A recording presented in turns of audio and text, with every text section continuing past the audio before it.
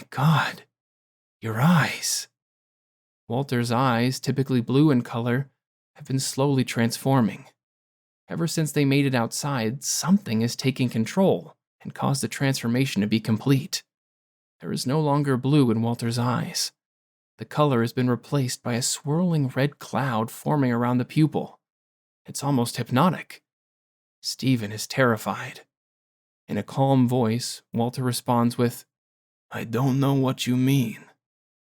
Walter attempts to shut the door on Stephen once again, but Stephen pushes back.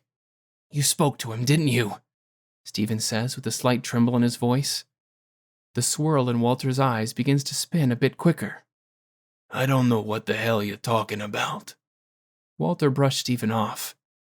"Okay, well, I said I wasn't going to run, but I think that's my cue." Stephen immediately tries to force the door open. He attempts to stand up from the back seat, but Walter forces him back down with ease.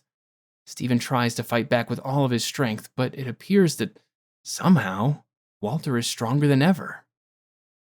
When Stephen wasn't able to fight back against Walter, a realization washed over him. Stephen became more frightened than he already was. Walter gripped tight on the chains between the cuffs and uttered a spell in Latin. "Legatus manus." The cuffs on Stephen's wrists began to glow for just a moment. Suddenly the glow faded, and Stephen's fear made much more sense.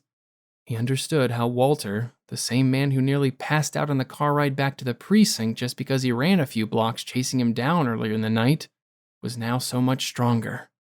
Stephen understood why his eyes were now cloudy and red, instead of the blue they once were. He understood why Walter had been so quiet, and to be honest, acting a bit strange. Stephen understood all of this because there was something different about Walter. Stephen looked at Walter with fear in his eyes and tried to speak, but nothing came out.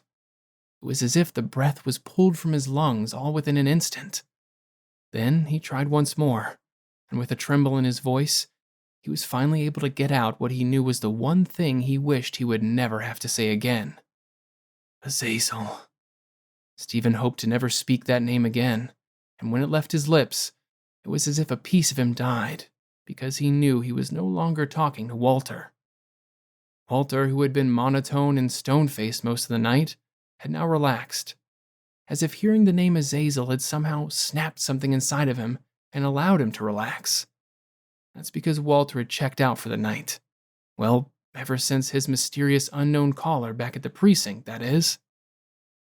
"Ah, Stevie, Stevie, Stevie, I've missed you, buddy.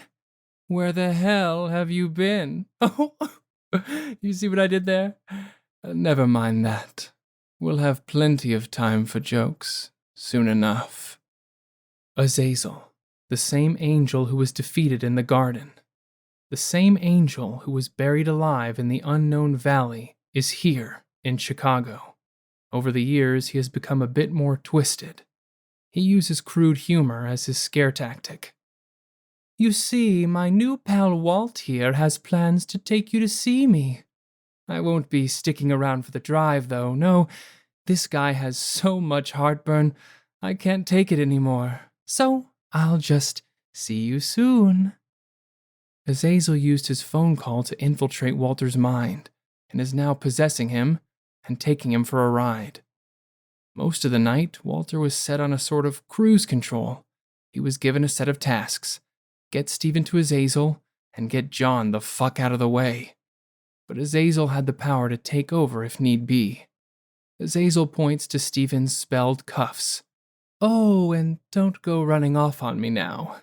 These little babies might as well have been made from hellfire forged steel, and you know how much that shit kills. You try to pick that lock in any way, and my good buddy Wally will be picking pieces of you out of his car until Judgment Day. You understand? Good. Okay, see you soon."